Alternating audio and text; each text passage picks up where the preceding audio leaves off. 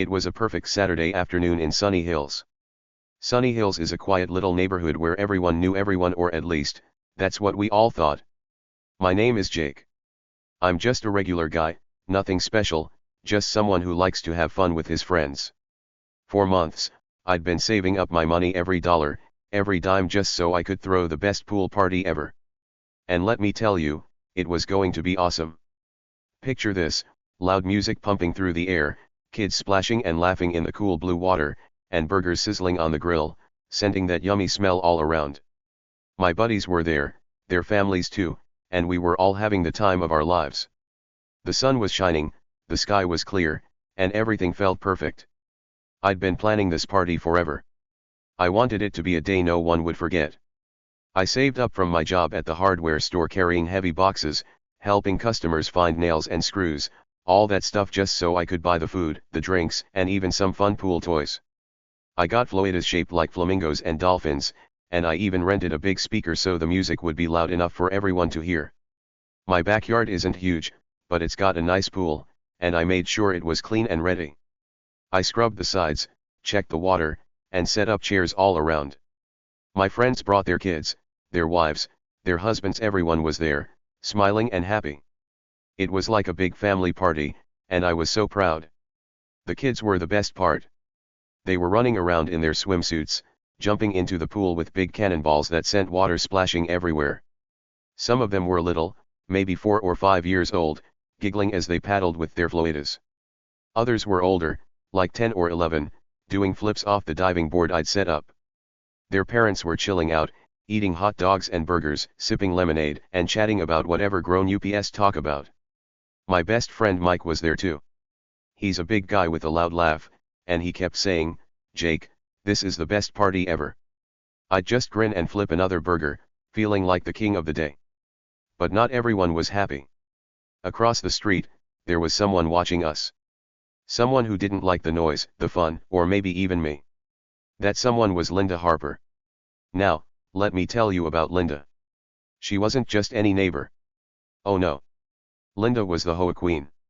HOA stands for Homeowners Association, which is like a group of people who make rules for the neighborhood. Linda was the boss of that group, and she acted like she owned the whole street. She walked around like she was in charge of everything: our houses, our yards, even our lives. To her, Sunny Hills was her kingdom, and we were all just peasants who had to listen to her. Linda wasn't the friendly type. She was the kind of lady who'd knock on your door if your grass grew even a tiny bit too long, like half an inch too long. She'd stand there with her arms crossed, her face all scrunched up, and say something like, "You need to mow your lawn. It's against the rules." Or if your trash can was out 1 minute past pickup day, she'd write you a nasty note. She had these big glasses that made her eyes look huge, and she'd peek out from behind her curtains, watching us all the time. I swear, she had a little notebook where she wrote down every single thing she didn't like. Jake's dog barked at 7:02 a.m. or Mike's car is parked 2 inches too close to the curb. Stuff like that. It was ridiculous. Most of us in Sunny Hills didn't pay much attention to her. We'd see her glaring at us, and we'd just roll our eyes. "There goes Linda again," we'd say, and then go back to whatever we were doing. She was annoying, sure, but what could she really do? She couldn't stop us from living our lives, right? That's what I thought, anyway. I figured she was just a grumpy old lady who liked to complain. I'd wave at her sometimes, just to be nice, even though she never waved back. My mom always told me to be polite, so I'd try. But Linda? She'd just stare at me like I'd done something wrong, then turn away. That Saturday, though, was different. I didn't know it yet, but Linda had something big planned. She wasn't just going to sit there and grumble like usual. Nope, she had a trick up her sleeve, something I never saw coming. And here's the crazy part: she didn't even realize that I had a trick of my own. Something that was going to flip her whole world upside down. But I'm getting ahead of myself.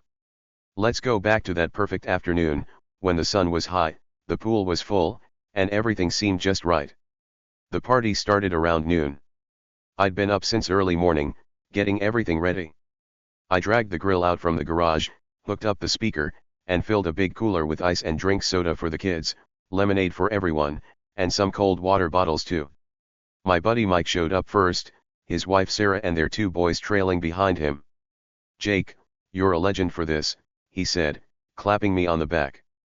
I laughed and handed him a spatula. "Help me cook, big guy," I said. Soon, more people arrived. There was Jenny with her little girl, Tim, and his 3 loud kids, and even old Mr. Carter from down the street, who brought his grandkids along. The backyard filled up fast, and it was awesome. The music was blasting fun songs that made you want to dance. The kids were screaming and splashing, and the smell of burgers and hot dogs was everywhere. I stood by the grill, flipping patties, feeling like the happiest guy alive. This was what I'd worked so hard for. Months of saving, weeks of planning, all for this one day. I looked around and saw everyone smiling, Mike dunking his boys in the pool, Jenny chatting with Sarah, even Mr. Carter tapping his foot to the beat. It was perfect. For a little while, I forgot about Linda and her grumpy ways. I forgot about her rules and her stares. This was my day, my party, and nothing could ruin it. Or so I thought. Because while I was flipping burgers and laughing with my friends, Linda was across the street, watching. She wasn't just watching, though. She was planning. I didn't see her at first, too busy having fun, but if I'd looked up, I might have noticed her standing by her fence. She had her arms crossed, her face all tight and mad, like she'd just bitten into a sour lemon. Her big glasses glinted in the sunlight, and her lips were pressed together so hard they almost disappeared. She didn't like what she saw. The noise, the kids, the music, it was all too much for her. To Linda, my pool party wasn't fun. It was trouble. And she was going to do something about it? I should have known she wouldn't let it slide. Linda wasn't the type to just sit there and stew. She'd been the HOA queen for years, and she loved being in control. If something bugged her, she didn't just complain, she acted. Like the time she fined Mr. Carter $50 because his grandkid left a bike in the driveway overnight. Or when she made Jenny repaint her mailbox because it was too bright. Linda had rules for everything, and she expected us all to follow them. My pool party? It broke about 10 of her rules at once. Too loud, too many people, too much fun. In her mind, I was practically a criminal. But I didn't care about her rules that day. I was too busy having a blast. The kids were doing belly flops now, and Mike was trying to teach his youngest how to float. Sarah brought out a big tray of cookies she'd baked, and everyone cheered. I grabbed a soda from the cooler and took a big sip, feeling the cold fizz bubble in my throat. The sun was warm on my shoulders, and the music was just right. I looked around my backyard and thought, this is it. This is what I wanted. For a minute, I felt like nothing could touch me, not work, not bills, not even Linda and her silly HOA nonsense. Then I saw her. It was just a quick glance, but there she was, Linda, standing by her fence, staring right at us. I don't know how long she'd been there, but she looked mad. Really mad. I waved at her, like I always did, trying to be friendly. "Hey, Linda." I called out, loud enough for her to hear over the music. "Want a burger?" I was joking, mostly. I didn't think she'd say yes. And she didn't. She didn't even move. She just kept staring, her eyes narrow behind those big glasses. Then she turned and walked back toward her house, her steps quick and sharp. I shrugged. "Whatever," I said to Mike, who was standing next to me. "She's always grumpy." Mike laughed. "Yeah, she's probably writing you a ticket right now. $10 for every splash." We both cracked up, and I went back to the grill. I didn't think much of it. Linda was always mad about something. She'd glare, she'd complain, but that was it. What could she do about a pool party? Tell us to be quiet? Fine me for having fun? I wasn't worried. I dealt with her before, and I always came out fine. Once, she tried to tell me my dog couldn't bark after 8 p.m. I just smiled and said, "Tell that to Rusty," and she stormed off. She was all talk, I figured. Boy, was I wrong. That day, Linda wasn't just talk. She had a plan, a big one. And I had no idea what was coming. See, while I was flipping burgers and splashing with the kids, Linda was getting ready to make her move. She didn't just want to complain this time. She wanted to shut me down. She wanted to ruin my party and show everyone who was boss. But here's the thing, she didn't know I had something up my sleeve too. Something I'd been keeping quiet about. Something that was going to turn everything around. Let's rewind a bit. I'd been living in Sunny Hills for about 2 years. It's a nice place, small houses, green lawns, friendly people. Well, mostly friendly. Linda was the exception. When I moved in, she came over the very first day, clipboard in hand, and gave me a list of rules. No loud music. No parking on the street. No decorations without approval. On and on it went. I nodded and smiled, but inside, I was thinking, lady, I just want to unpack my boxes. She didn't care. To her, I was just another person to boss around. And for 2 years, that's how it went. She'd nag, I'd ignore her, and life went on. But lately, things had been different. Linda had gotten worse. She wasn't just annoying anymore, she was mean. She'd yell at kids for riding bikes too fast. She'd bang on doors if someone forgot to bring in their trash cans. And she'd been bragging about how she was going to fix the neighborhood. I've got power, she'd say, smirking like she knew something we didn't. I didn't pay much attention at first. I figured it was just Linda being Linda. But then I started noticing stuff. Weird stuff. Like the cars. Fancy cars, pulling into her driveway late at night. Not normal cars like ours, these were shiny, expensive ones, with tinted windows. I'd see them from my window sometimes, when I was up late watching TV. A guy in a suit would get out, look around, then go inside Linda's house. He'd stay for a little while, then leave. Once, I saw him hand her something, an envelope, maybe. It was quick, and I couldn't tell for sure, but it stuck with me. What was she up to? Why was she meeting strange people at night? I didn't say anything to anyone. I didn't want to sound crazy. But I kept my eyes open. And then there were the rumors. People in the neighborhood started talking. Mr. Carter said Linda had fined him twice in 1 month for no reason. Jenny said she'd heard Linda bragging about big changes coming to Sunny Hills. Even Mike mentioned something weird, he'd seen Linda at the HOA meeting, whispering with some guy in a fancy tie. She's up to something, he said. I nodded but didn't say much. I wasn't sure what to think. Linda was always a pain, but this felt different. Bigger. Sneakier. So when I planned my pool party, I didn't tell her about it. I didn't have to, she wasn't invited. I figured she'd hear the noise and get mad, but I didn't care. It was my house, my yard, my day. I wasn't breaking any real laws, just her silly HOA rules. And honestly, I was tired of her. Tired of her stares, her notes, her bossy attitude.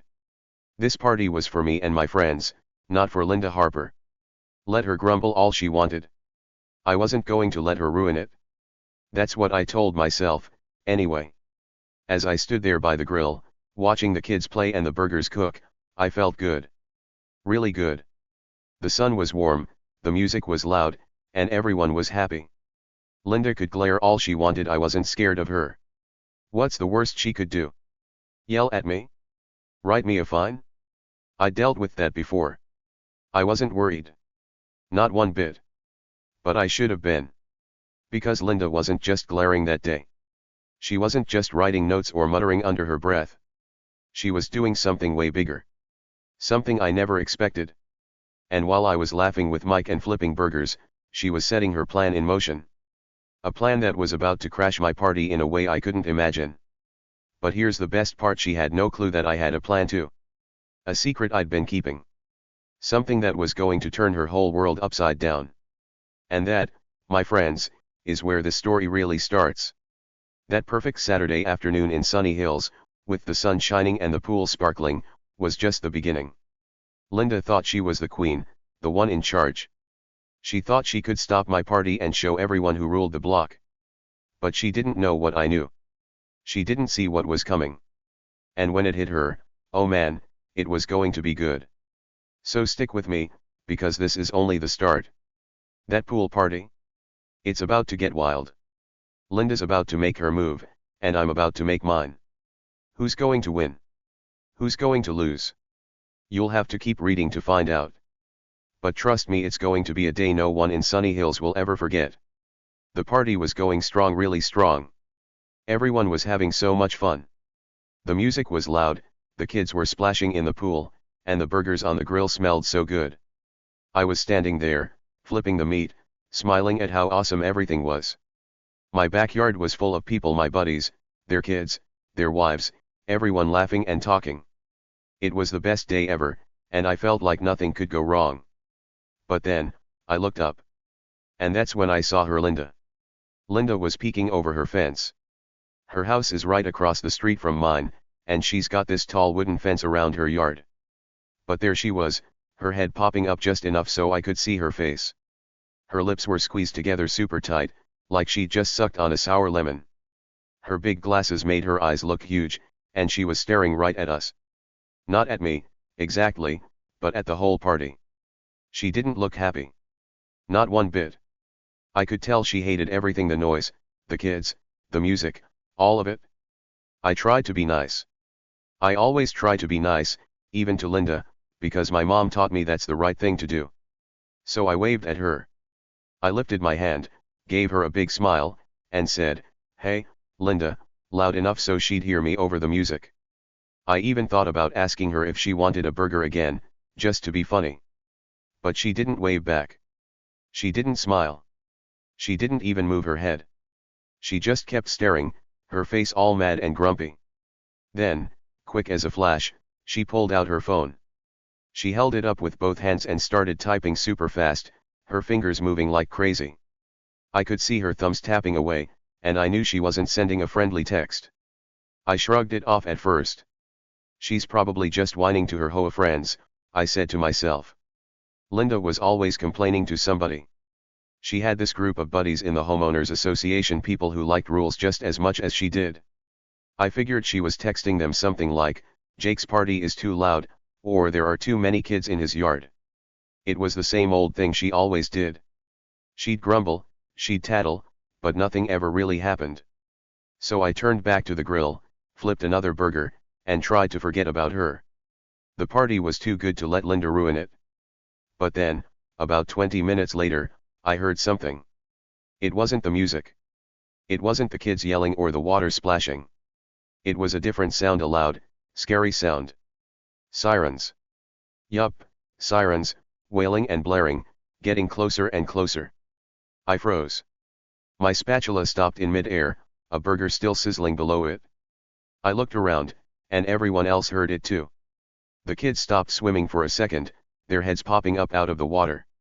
My buddy Mike, who was standing next to me with a soda in his hand, turned his head toward the street.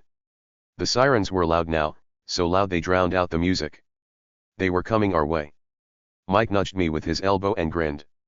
"Jake," he said, laughing, "did you forget to invite the cops to the party?" His voice was all jokey, like it was no big deal. I laughed too, but it wasn't a real laugh. It was one of those nervous laughs you do when you're not sure what's happening. "Yeah, right," I said, trying to sound chill. "Maybe they heard about my awesome burgers." Mike chuckled again, and I turned back to the grill, flipping the burger like nothing was wrong. But deep down, in my stomach, I had a bad feeling. A really bad feeling. Something told me those sirens weren't just passing by. They were coming here to my house. And I was right. A minute later, I saw them. 2 police cars, big and shiny, with red and blue lights flashing on top. They rolled down our quiet little street, slow and steady, until they stopped right in front of my house. My heart dropped. It felt like it fell all the way to my feet. The kids in the pool went quiet. The music was still playing, but it sounded too loud now, like it didn't belong. My guests, my friends, their families, they all turned to look. Some of them stepped closer to the edge of the yard, peeking over the fence to see what was going on. I put down the spatula and wiped my hands on my shorts. What was happening? Then I saw her, Linda. She came storming out of her house like a tornado. Her front door flew open, and she marched across her lawn, straight toward my place. Her arms were crossed tight over her chest, and her face was all smug and proud. She looked like she'd just won something big. Her glasses glinted in the sunlight, and her lips were still pressed together, but now they had a little smirk. She stopped right in front of my yard, where everyone could see her, and she yelled loud enough for the whole neighborhood to hear. "I called them," she said, pointing at the police cars. This noise is unacceptable. You're breaking every rule in the book. My mouth fell open. I couldn't believe it. Linda called the cops? On my pool party? I looked at her, standing there all high and mighty, and my heart sank even more. The kids stopped splashing completely now. They climbed out of the pool, dripping wet, and huddled near their parents. The music kept going, some happy song about summer, but it felt wrong. Too loud, too cheerful for what was happening. My buddy Mike put his soda down and stepped closer to me. She's kidding, right? He whispered. I shook my head. Doesn't look like it, I said, my voice quiet. Linda kept talking, her voice sharp and mean. I told you people, she said, waving her hand at me and my guests. There are rules here. You can't just do whatever you want. This party is too loud, too messy, too everything. She pointed at the pool, then at the grill, then at the speaker blasting music. I've had enough. Someone has to stop this nonsense, and I did. She turned to the police cars, like she was waiting for them to jump out and arrest me or something. She looked so proud, so sure of herself. Like she'd just saved Sunny Hills from a bunch of bad guys. I felt sick. My perfect day, my big party, it was falling apart right in front of me. All because of Linda. I looked around at my friends. Mike's kids were staring at the cops, their Floidas still on. Jenny was holding her little girl's hand, her face all worried. Mr. Carter, the old guy from down the street, shook his head and muttered something I couldn't hear. Everyone was watching, waiting to see what would happen. And me? I just stood there, my hands sweaty, my heart beating fast. I didn't know what to say. I didn't know what to do. The cops hadn't gotten out of their cars yet. They were just sitting there, lights flashing, engines running. I could see their shadows inside, but they weren't moving. Not yet. Linda kept standing there, arms crossed, smirking like she'd won the biggest prize ever. She thought she had me. She thought she'd ruined my day and showed everyone who was boss. In her mind, I was the bad guy, the loud, rule-breaking neighbor who needed to be taught a lesson. And she was the hero, the HOA queen who saved the day. But here's the thing, she didn't know something I did. Something big. Something huge. While Linda was yelling and the sirens were blaring, I had a secret. It was like a little spark inside me, a tiny light that kept me from falling apart. Linda thought she was in control, but she wasn't. Not really. She had no idea what was coming. She didn't know that her big plan, calling the cops, trying to shut me down, was about to turn around and bite her right back. And oh boy, it was going to be good. Let's back up a little, so you can see how this all started to build. The party had been going for a couple of hours by then. The sun was high in the sky, hot and bright, making the pool water sparkle. The kids were having a blast, doing cannonballs and playing tag in the water. Their parents were eating, chatting, relaxing in the chairs I'd set up. I was at the grill, flipping burgers and hot dogs, making sure everyone had enough to eat. Mike was next to me, telling some goofy story about his dog chewing up his shoes. It was loud, sure, really loud, but it was happy loud. Fun loud. The kind of loud that makes you smile. I didn't think about Linda at first. I mean, I knew she was over there, probably mad as usual. But I was too busy having fun. Too busy making sure the kids didn't slip on the wet grass or that the burgers didn't burn. I figured she'd just grumble like always and leave us alone. She'd done it before. Like the time I had a barbecue last summer, she stood by her window, glaring, but that was it. Or when Mike and I played basketball in my driveway, she wrote me a note about the noise, but nothing else happened. I thought this would be the same. She'd huff and puff, but she'd stay in her house. Then I saw her at the fence. It wasn't a big deal at first, just Linda being Linda. I waved, like I said, trying to be nice. I even thought about how funny it'd be if she actually came over. Can you imagine? Linda at my pool party, eating a burger, maybe even swimming? Huh? That'd never happen. She didn't wave back, though, and that's when I saw the phone. She pulled it out so fast, like she'd been waiting for the perfect moment. Her fingers flew across the screen, tap tap tap, and I knew she was up to something. But I didn't worry too much. Not yet. The party kept going. The kids went back to swimming, the music kept playing, and I kept cooking. Mike handed me a soda, and I took a big sip, the cold bubbles feeling good in my throat. She's just jealous, Mike said, nodding toward Linda's house. She's got no friends, no fun. That's why she's always mad. I laughed. Yeah, maybe, I said. Poor Linda, missing out on all this. We both grinned, and I turned back to the grill. The burgers were almost done, nice and juicy, just how I like them. Everything was fine. Everything was great. Until the sirens. That's when it hit me, Linda wasn't just complaining this time. She wasn't just texting her HOA buddies or writing me a nasty note. She'd gone big. She'd called the police. On me. On my party. I couldn't believe it.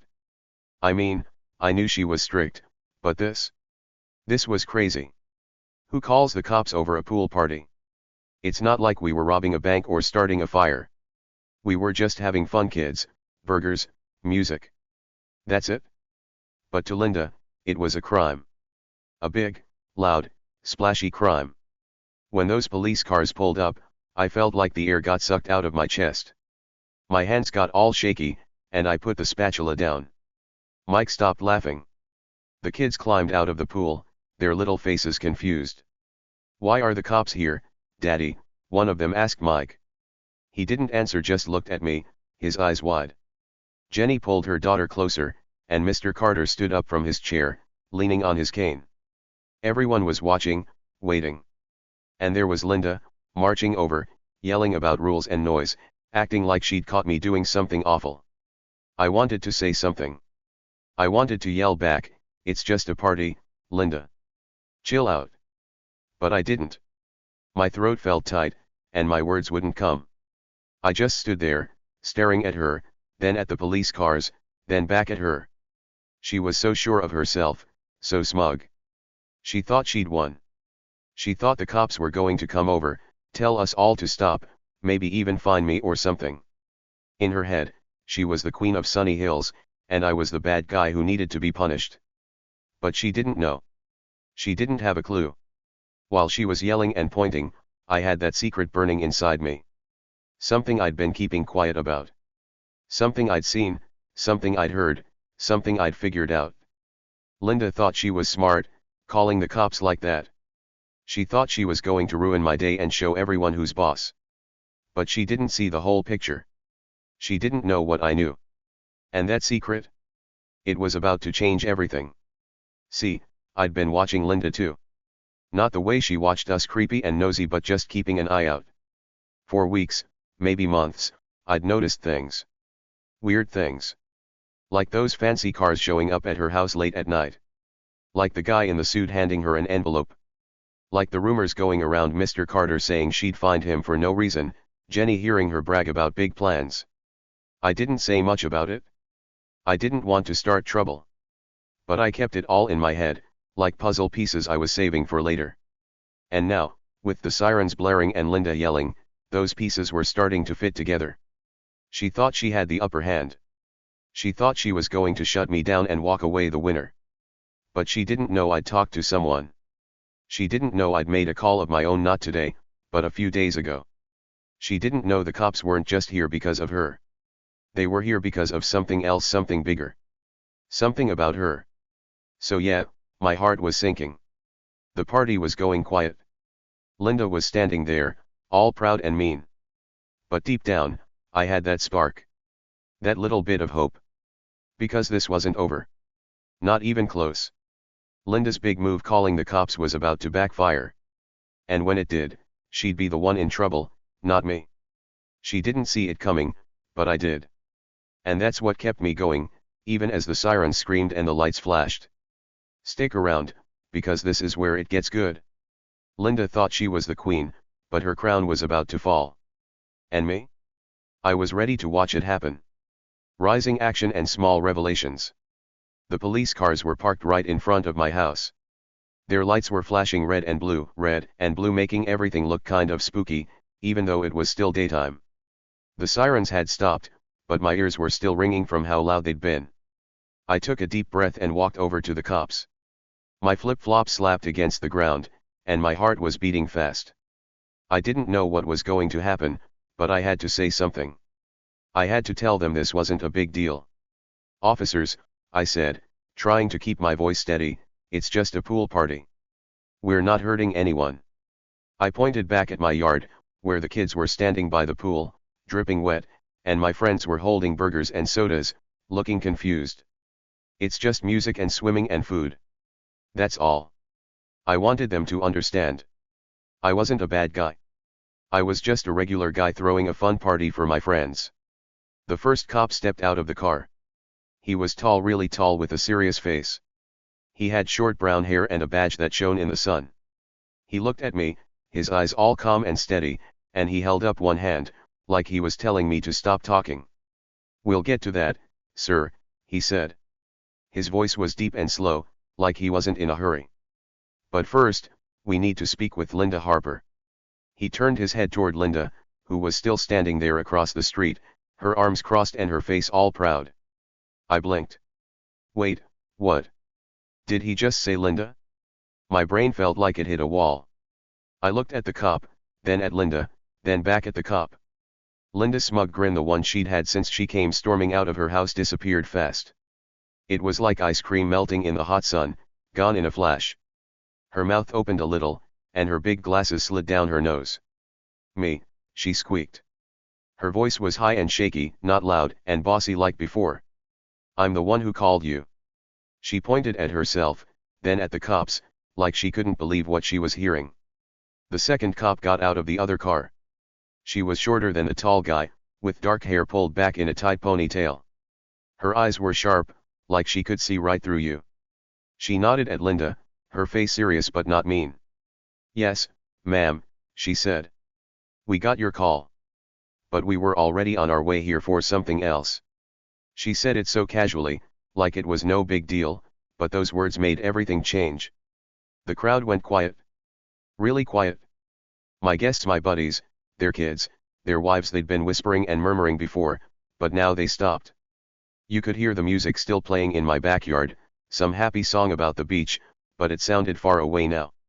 Everyone was staring at the cops, at Linda, at me. Mike, my best friend, stepped closer to me, his soda still in his hand. "What's she talking about?" he whispered. I didn't answer. I didn't know. But I couldn't help it. I leaned in closer, trying to hear every word. Linda's face did something funny. First, it turned red, like she was mad or embarrassed. Then it went white, like all the color drained out of her. Then it turned red again. She looked like a tomato one second and a ghost the next. "What do you mean, something else?" she said, her voice getting louder. "I called you about him."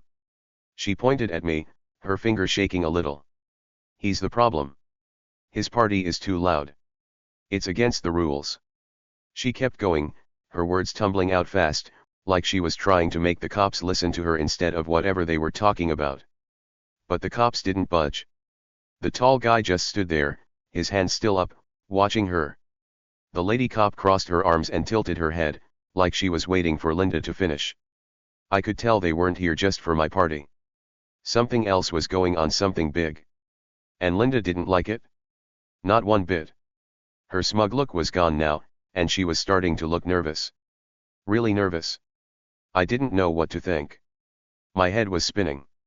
A minute ago, I'd been scared the cops were going to shut down my party.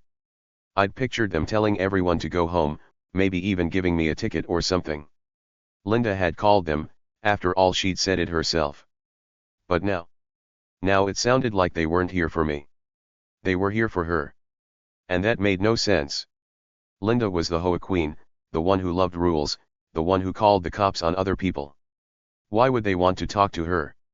The tall cop finally spoke again. "Ma'am," he said to Linda, "we need you to step over here, please."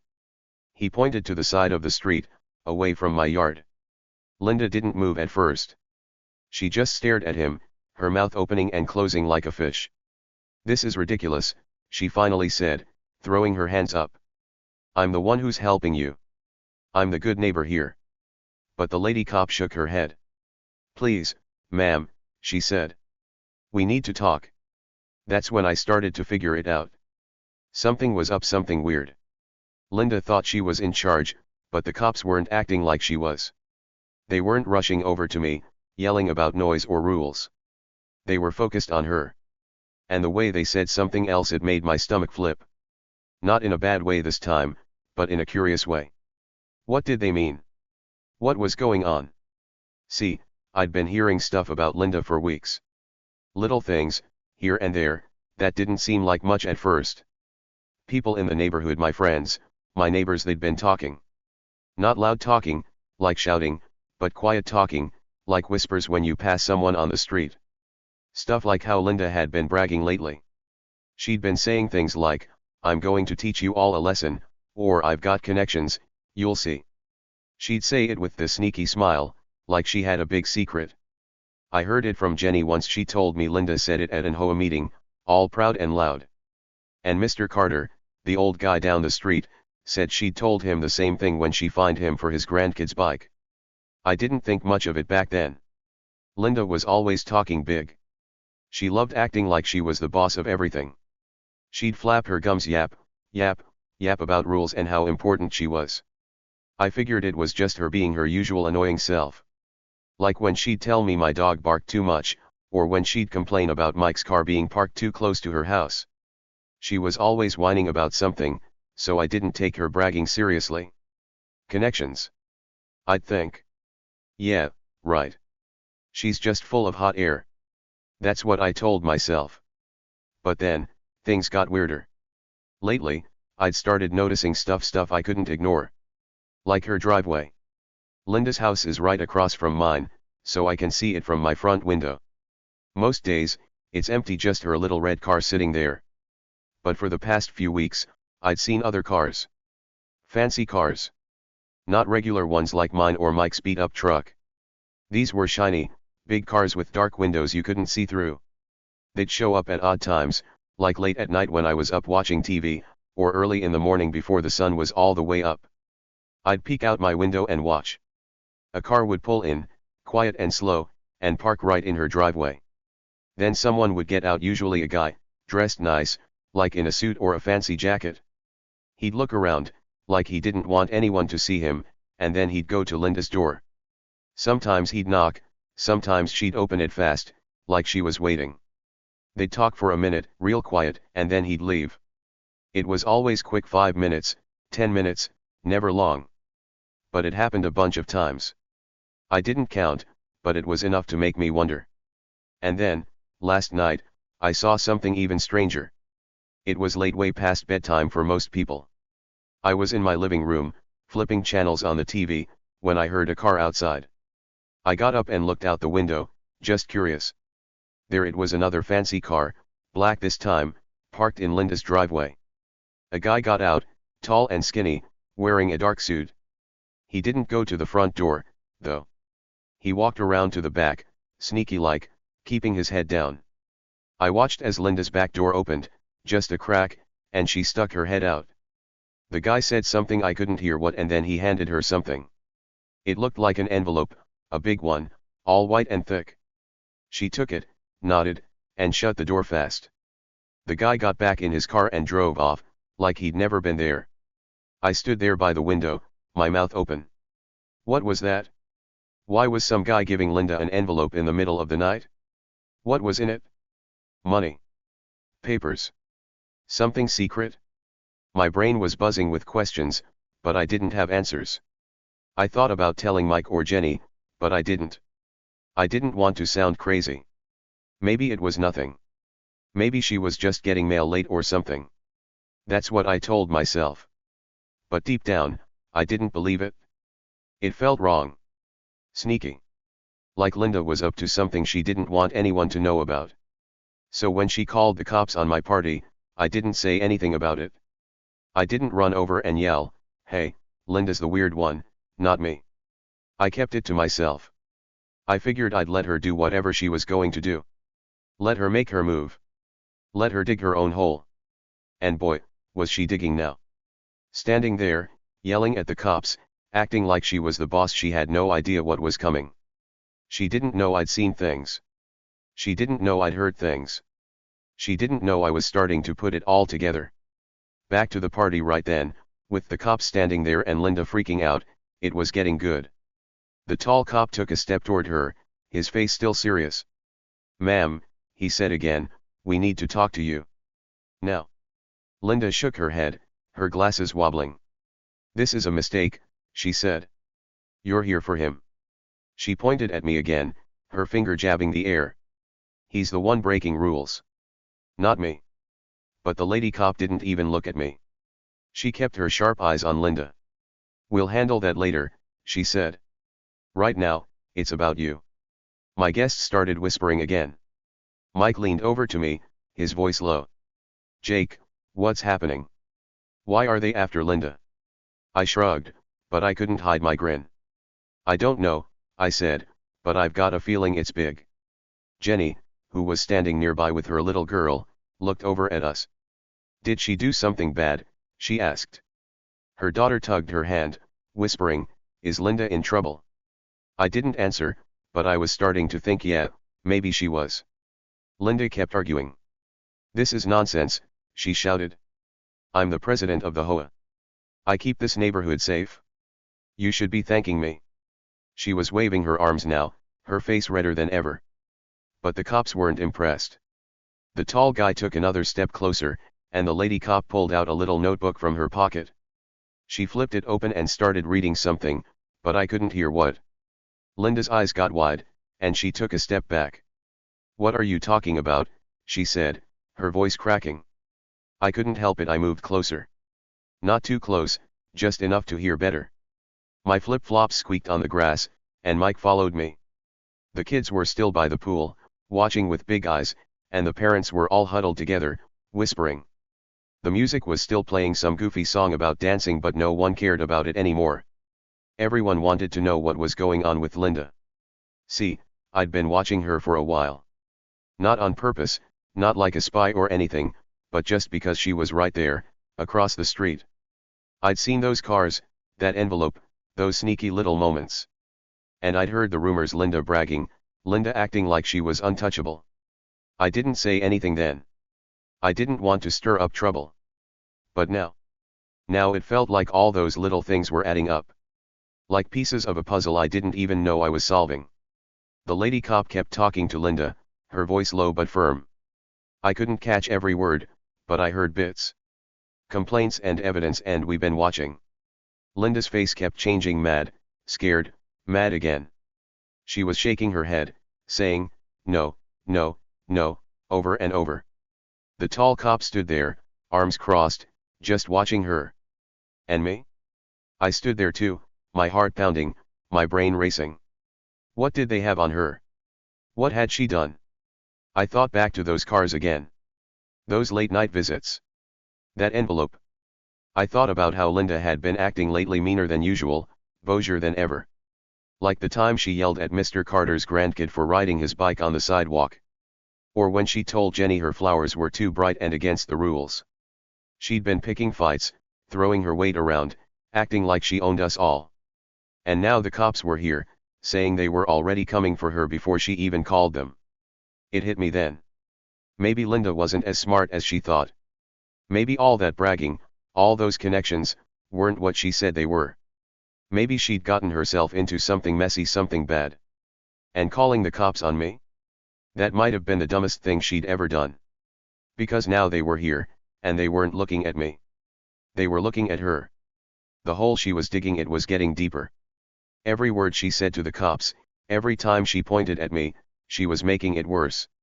And I was just standing there, watching it happen. I didn't say anything about the cars or the envelope. Not yet. I didn't need to. The cops seemed to know plenty already. And Linda? She was starting to sweat. Her smug grin was long gone, and she was looking around, like she wanted to run but didn't know where to go. My guests were buzzing now. Mike clapped me on the shoulder. "Jake, this is wild," he said. "She's freaking out." Jenny nodded, her eyes big. I knew she was mean, but this is crazy. Even Mr. Carter hobbled over, leaning on his cane. "About time someone put her in her place," he muttered. The kids were whispering too, "Is Linda going to jail? Did she do something bad?" And their parents shushed them, but they were grinning. I didn't know everything yet. I didn't know what the cops had on her, or why they were already coming. But I knew enough. I'd seen enough. Linda had been up to something sneaky, something wrong, and now it was catching up to her. She thought she could shut down my party and look like the hero. She thought she could call the cops and win. But she didn't see the whole picture. She didn't know what I'd noticed, what I'd kept quiet about. And she didn't know the cops had their own plans. So there I was, standing in my yard, the party quiet behind me, watching Linda squirm. The tall cop was talking to her now, his voice low and steady. The lady cop was writing something in her notebook. And Linda?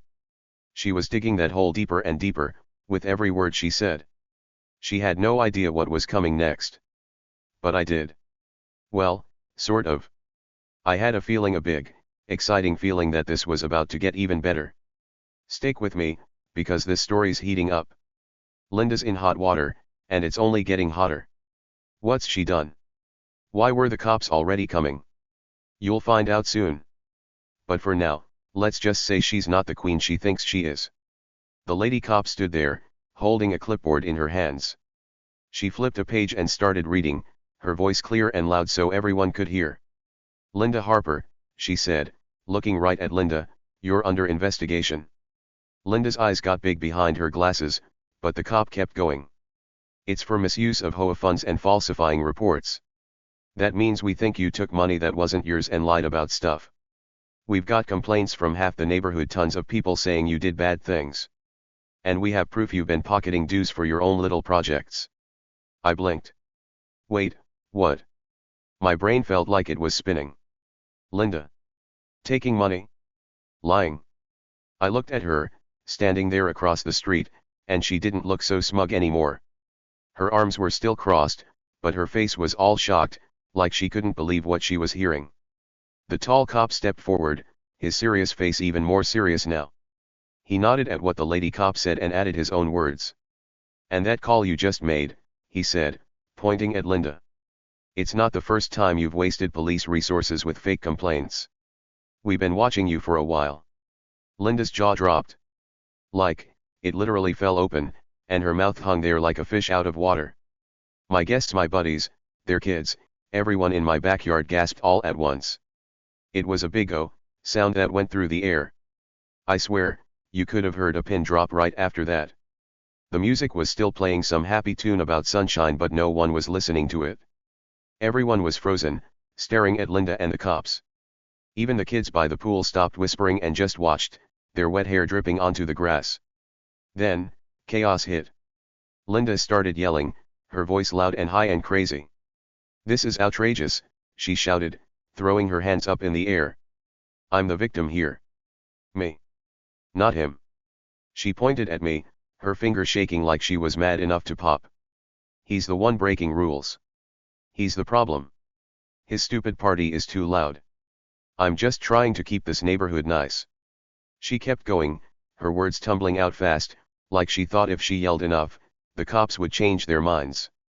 She waved her arms, stomped her foot, and glared at me like I was the mastermind of some evil plot, like I'd planned to ruin her life or something. But the cops? They weren't buying it. Not even a little. The lady cop smirked just a tiny smile, but I saw it. She looked at Linda like she was a kid throwing a tantrum. Ma'am, she said, her voice calm but firm, we've got bank records, emails, and even a video of you bragging about it. She tapped her clipboard with her finger. You might want to save your story for the station. The tall cop nodded again, his arms crossed over his chest. Yeah, he said. We've got everything we need. You're not talking your way out of this. I couldn't believe it. My mouth fell open too, just like Linda's. Linda, the HOA tyrant, the lady who'd made our lives miserable for years, was the real crook. My head was spinning, but it was starting to make sense.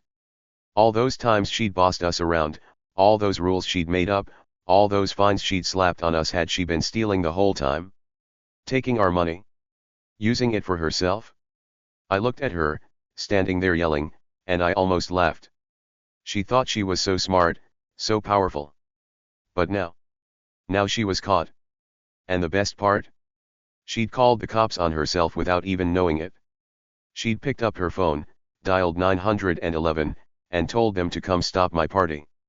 She thought she was going to win, thought she'd shut me down and look like the big hero. But instead, she'd brought the cops right to her own doorstep. They were already coming for her, already had her name, her crimes, her secrets, and her call just made it easier for them. My pool party? It wasn't the problem. It was just the cherry on top of her downfall. The little extra thing that made her mess even messy. Let's back up a bit, so you can see how this all exploded. The cops were still standing there, the lady with her clipboard, the tall guy with his serious face. Linda was in the middle of her yelling fit, her voice bouncing off the houses. My guests were watching, their eyes big, their mouths open. Mike, my best friend, was next to me, his soda forgotten in his hand. Jake, he whispered, is this for real? I nodded, but I didn't say anything. I was too busy listening, too busy watching. I wanted to hear every word. The lady cop kept reading from her clipboard. We've got bank records, she said again, showing money going from the HOA account to yours, Linda. Thousands of dollars. Dues that people paid for stuff like fixing the streetlights or planting flowers gone into your pocket. She looked up at Linda, her sharp eyes narrowing. And emails. Lots of emails. You wrote to some guy named Tony, telling him how you'd move the money and keep it quiet. You even said nobody would notice because they're all too dumb to check. Linda's face went white again. She stopped yelling for a second, just staring at the cop. That's not true, she finally said, but her voice was shaky now, not strong. Those emails I don't even know a Tony. She was tripping over her words, like she couldn't keep up with her own lies. The tall cop shook his head. We've got the emails, ma'am, he said. And the bank stuff. It's all there. Dates, amounts, everything. Then the lady cop dropped the biggest bomb. And the video, she said, smirking again. Someone sent us a video of you talking at an HOA meeting. You're on camera, Linda, saying how you're smarter than everyone and how you've been using the dues for better things. You even laughed about it? Said nobody would catch you because you're too good at this. The crowd gasped again. I heard Jenny, one of my neighbors, whisper, oh my gosh. Mike grabbed my arm, his fingers digging in. Jake, she's toast, he said, his voice all excited. Even Mr. Carter, the old guy with the cane, let out a little chuckle. Serves her right, he muttered. The kids by the pool started giggling too, like they didn't know what was happening but thought it was funny anyway. Linda's yelling stopped. She just stood there, her hands dropping to her sides. Her glasses were crooked now, and her face was a mix of red and white, like she didn't know if she was mad or scared. That's a lie, she said, but it was weak, like she didn't even believe herself. I wouldn't, there's no video. She looked around, like she was hoping someone would help her, but no one did. My guests were all staring, some of them smiling now, some of them shaking their heads. Linda was alone, and she knew it. I couldn't believe it. All this time, Linda had been the bad guy. Not me with my pool party, not Mike with his loud laugh, not Jenny with her bright flowers. Linda. The HOA queen who'd knocked on our doors, written us nasty notes, fined us for every little thing. She was the one breaking the rules. Big rules. Stealing rules. Lying rules. And she'd been caught, right here, right now, in front of everyone. I thought back to all the stuff I'd seen. Those fancy cars pulling into her driveway late at night. That guy in the suit slipping her an envelope through the back door. The rumors her bragging about teaching us a lesson and having connections. It was all coming together now. Those cars? Probably people she was working with, people helping her hide the money. That envelope. Maybe cash, maybe papers to keep her secrets safe. And her bragging? That was her big mistake. She'd gotten too full of herself, too sure she'd never get caught. But she was wrong. The lady cop kept going. We've been watching you for weeks, she said. People in the neighborhood started complaining. Not just about your rules, but about money missing. Street lights that never got fixed. A playground that never got built. They paid their dues, $20 here, $50 there, but nothing happened. And then we found out where it went. To you. Linda shook her head, fast and hard. No, no, no, she said. That's not true.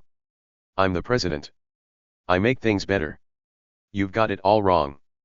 But the tall cop stepped closer, his voice low. We don't think so, he said.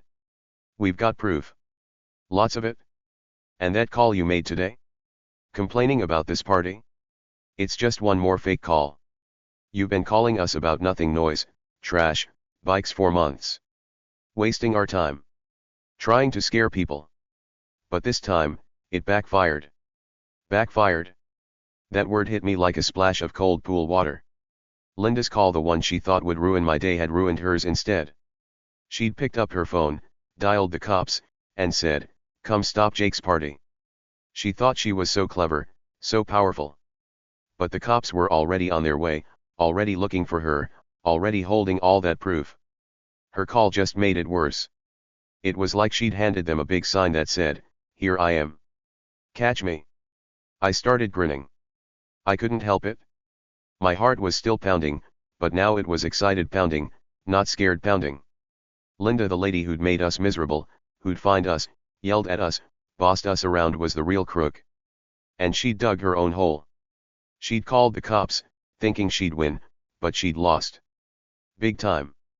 My pool party wasn't the problem, it was the thing that tripped her up. The cherry on top, like I said. The little extra push that made her fall. The lady cop put her clipboard down and looked at Linda. "We're taking you to the station," she said. "You can tell us your side there. But we've got enough to hold you." The tall cop pulled out a pair of handcuffs, shiny silver ones that clicked when he opened them. Linda's eyes got huge. "Handcuffs," she squeaked. You can't do this. I'm Linda Harper. I'm in charge here." But the cops didn't care. The tall guy took her arm, gentle but firm, and turned her around. The lady cop started putting the cuffs on her wrists, one click, then another. My guests went wild. Not loud wild, but excited wild. Mike clapped me on the back, laughing. "Jake, this is unreal," he said. Jenny hugged her little girl and grinned at me. "She's finally getting it," she said. Mr. Carter nodded, his cane tapping the ground. "Good riddance," he muttered. The kids by the pool started cheering, like it was a game. "Linda's going to jail. Linda's going to jail," they chanted, jumping up and down. Even I laughed, a big, happy laugh that came from deep inside. Linda kept yelling as the cops led her to the car. "This is a mistake. You'll see. I'll fix this," she shouted. But her voice was getting weaker, like she knew it was over. The tall cop opened the back door of the police car, and the lady cop guided her in. Linda's glasses slipped down her nose again, and she couldn't fix them with her hands cuffed. She looked small now, not big and bossy like before. The door shut with a loud thud, and that was it. Linda was caught. I stood there, watching the car, my grin getting bigger. I couldn't believe it. All this time, I thought she was just annoying, knocking on doors, writing notes, making rules. But she was more than that. She was a thief. A liar. A fake. And now everyone knew. My pool party hadn't just survived, it had won. Linda's big plan had blown up in her face, and I was still here, burgers on the grill, music in the air, friends all around me. The cops didn't even look at me after that. They didn't care about the party. They got in their cars, one with Linda in the back, one without, and started the engines. The lights kept flashing, red and blue, as they pulled away. Linda's face was pressed against the window, her mouth moving, but I couldn't hear her anymore. She was gone. Caught. Done. And me? I turned back to my guests, my heart light and happy. "Who wants another burger?" I called out, grabbing the spatula. Everyone cheered louder than before, and the party started up again. The kids jumped back in the pool, splashing and laughing. Mike cranked the music louder, and Jenny brought out more cookies. It was like nothing had happened except something huge had happened. Linda, the HOA tyrant, was gone. And it was all because she'd tried to stop me. She didn't know it, but she'd lost the second she picked up that phone. Her own call had brought the cops right to her. My pool party? It was just the icing on the cake, or the cherry on top, like I said. The perfect little twist that made her fall. And now, she was headed to the station, and I was headed back to the grill. Justice. Oh yeah, it felt good. The cops didn't mess around. They had Linda right where they wanted her, and they weren't going to let her wiggle away. The lady cop held Linda's arm tight, and the tall cop clicked those shiny silver handcuffs around her wrists. One click, then another, and just like that, Linda was caught. She didn't like it not one bit. She kicked her legs, her feet stomping the ground, and she screamed loud enough for the whole street to hear. "Let me go. This is wrong. You can't do this," she yelled, her voice all high and wild. But it was no use. The cops were stronger, and they weren't listening to her tantrum. They started walking her to the police car. Linda's glasses were crooked on her face, and her arms were stuck behind her back because of the cuffs. She kept twisting and turning, trying to pull away, but the tall cop just held on, calm and steady. The lady cop opened the back door of the car, and they pushed Linda inside, not hard, but firm, like they meant business. She flopped onto the seat, still yelling, her words all jumbled up. "I'm innocent. This is a mistake. You'll be sorry," she shouted, but the door slammed shut with a big thud, and her voice got muffled. She was trapped now, locked in the car, and there was nothing she could do. My neighbors, everyone standing in my yard, watched it all happen. At first, they were quiet, just staring as the cops took Linda away. Then, someone started clapping. It was slow at first, just a soft clap from the back of the crowd. I think it was Mr. Carter, the old guy with the cane. Then Jenny joined in, her hands coming together with a little smack. Mike clapped too, grinning big, and soon it spread. Clap clap clap, louder and faster, until it was a full-on cheer. Everyone was clapping, my buddies, their kids, their wives, even the little ones by the pool. It was like a wave of sound, rolling over my yard, loud and happy and strong. I turned around to face my guests, my flip-flops squeaking on the grass. I couldn't help it, I grinned, a big, goofy grin that stretched across my face. "Guess the party's back on," I said, throwing my hands up in the air. Everyone cheered even louder. Mike whooped, pumping his fist like we just won a game. Jenny laughed, and her little girl started jumping up and down. The kids by the pool yelled, "Yay," and ran back to the water, splashing in with big cannonballs. The music was still playing, some fun song about summer, and it felt right again, like it belonged. Linda was gone, and the party was ours. The cops didn't stick around long. They got into their cars, one with Linda in the back, still yelling through the window, and one without. The engine started with a low rumble, and the red and blue lights flashed one last time. Then they drove off, slow and steady, down our quiet little street. I watched them go, my grin still there. Linda's face was pressed against the glass, her mouth moving, but I couldn't hear her anymore. She was just a blurry shape now, getting smaller and smaller until the cars turned the corner and disappeared. And that was it. She was out of sight, out of our hair, and best of all, out of trouble-making range. I walked back to the grill, picking up my spatula. The burgers were still sizzling, and the smell hit me warm and yummy, like everything was okay again. "Who's hungry?" I called out, flipping a patty high in the air. Mike raised his hand, laughing. Me," he said, grabbing a bun. Jenny brought her little girl over, and Mr. Carter shuffled up too, his cane tapping the ground. The kids climbed out of the pool, dripping wet, and lined up for hot dogs. It was like nothing had happened, like Linda's big scene was just a bad dream that faded away. The party was back, bigger and better than before. Later that day, after the sun started dipping low and the air got cooler, we found out the truth. People started talking, my neighbors, my friends, even some folks who weren't at the party but heard the noise and came to see. We sat around in my yard, munching on cookies and sipping lemonade, piecing it all together. Turns out, Linda had been bad for a long time. A really long time. She'd been skimming HOA money, stealing it for years.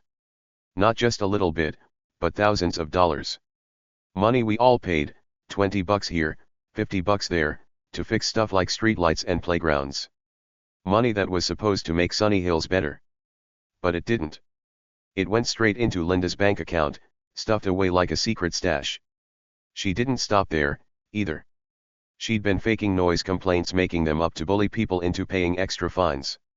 Like when she told Mr. Carter his grandkid's bike was too loud, or when she said Jenny's flowers were disturbing the peace. She'd write these fake reports, slap fines on us, and then keep the cash. It was sneaky, mean, and totally wrong. She acted like the HOA queen, all high and mighty, but she was really just a thief, taking what wasn't hers and laughing about it. But the neighborhood. We weren't as dumb as she thought. People started noticing stuff. Street lights stayed broken. The playground never got built. Money kept disappearing, and Linda kept getting Bozier. So we fought back quietly, but smartly. Mr. Carter wrote letters to the HOA, asking where the cash went. Jenny talked to her friends, digging for answers. And me? I did something too. I'd seen those shady envelopes, those fancy cars at her house late at night. I didn't tell everyone, not at first, but I told someone who could help. My buddy Tom, who works at the police station downtown. Tom's a good guy. We've been friends since we were kids, back when we'd ride bikes and eat popsicles all summer. He's a cop now, not a big one, just a guy who answers phones and files papers, but he knows people. A few days ago, after I saw that guy slip Linda an envelope through her back door, I called him. Tom, I said, keeping my voice low, something's up with Linda. She's getting weird stuff at night, envelopes, cars, all sneaky. I think she's doing something bad. I told him about the rumors to her, bragging, her connections. Tom listened, real quiet, and then said, I'll pass it along, Jake. We'll check it out. Turns out, they'd already been checking her out. For months, the cops had been building a case, putting together clues, like a big puzzle. They had bank records showing the stolen money, emails where Linda planned it all, and that video of her bragging at an HOA meeting. My tip about the envelopes? It was just one more piece, but it helped. Tom told me later they'd been waiting for the right moment to grab her. And my pool party? It gave them that moment. Linda's call to the cops was like handing them a golden ticket. She thought she was shutting me down, but she was really shutting herself down. She gave them the rope, and she hung herself with it. By the end of the day, the party was in full swing again. The music was blasting louder than before, because why not? The kids were splashing in the pool, doing flips and yelling like nothing had happened.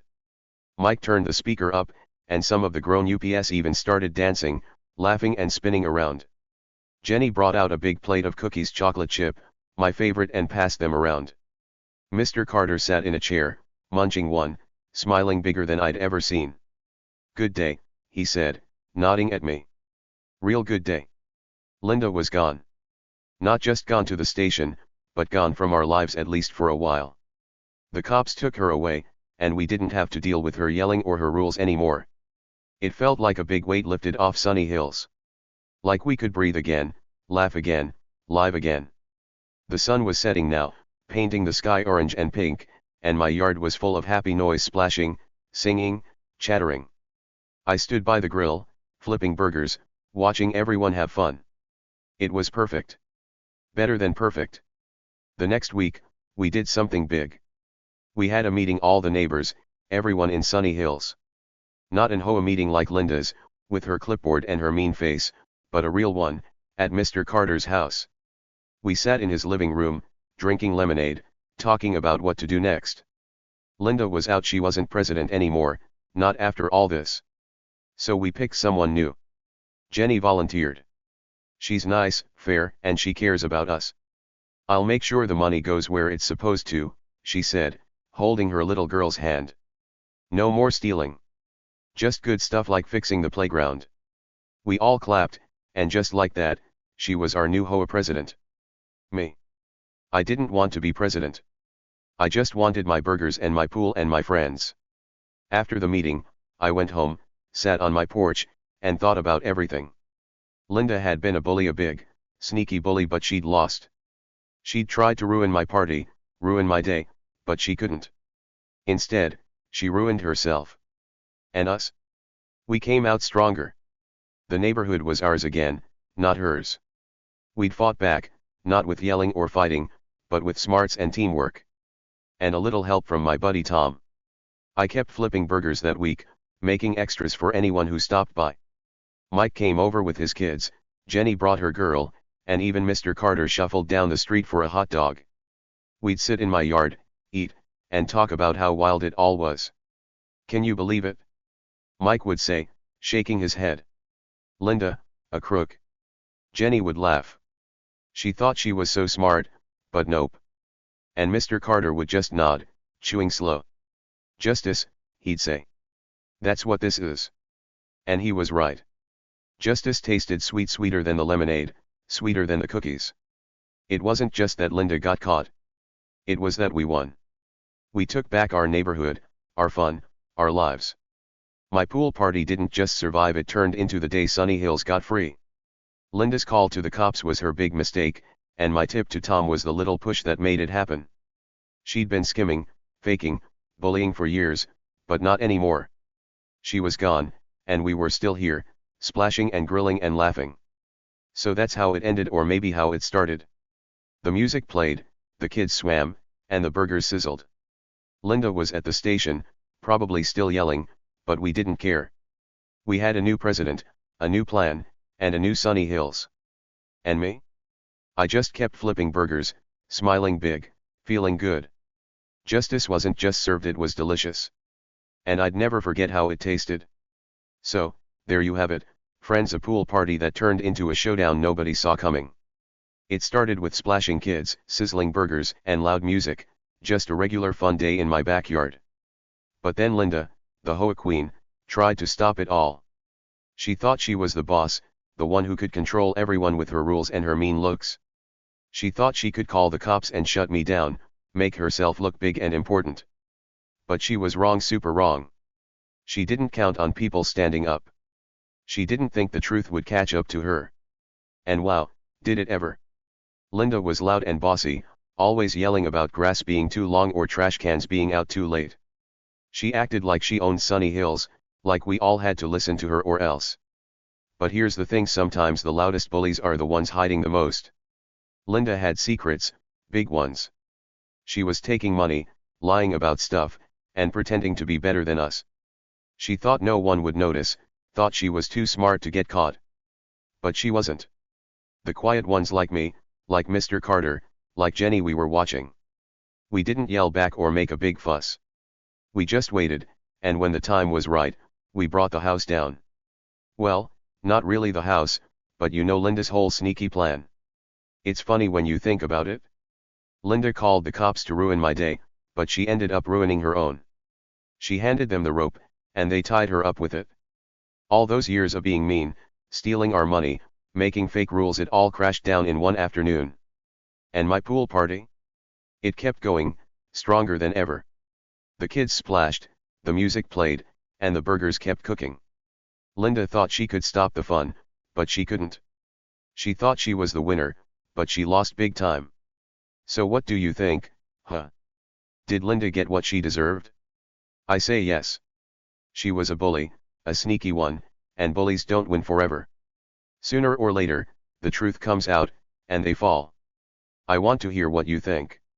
Drop your thoughts in the comments below, type them out and tell me. Did Linda have it coming? Was Justice super sweet? And hey, have you ever seen a bully get their comeuppance like this?